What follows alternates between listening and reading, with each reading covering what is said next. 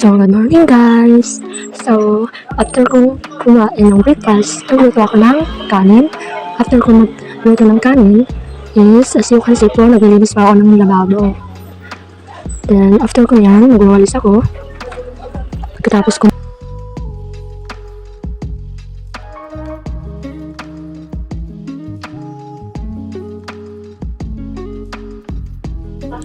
So, after ko magwalis, syempre magtutupi ako ng mga labahan.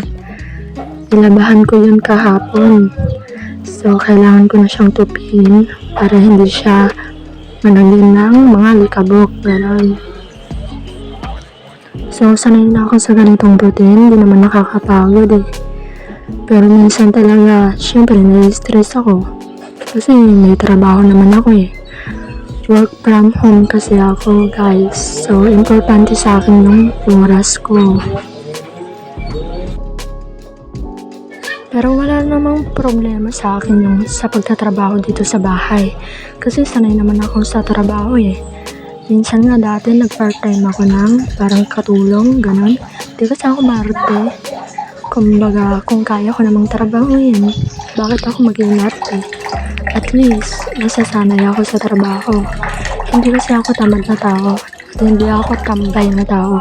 Hindi ako mapakali kapag wala akong pinagkakakitaan na pera, ganon. Kasi para sa akin, napaka-importante ang oras. Para sayangin mo ito sa mga walang kwentang bagay. So, ganito po yung strategy ko para mas better siyang tignan. Kasi po parang siyang di ba? Mas better.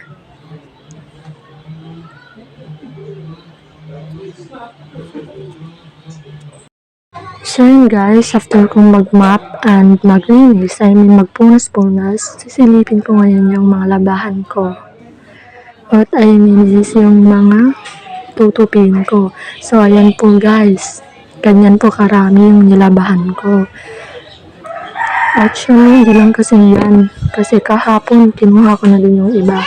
So ayan, nakikita niyo guys, pagod na po yan.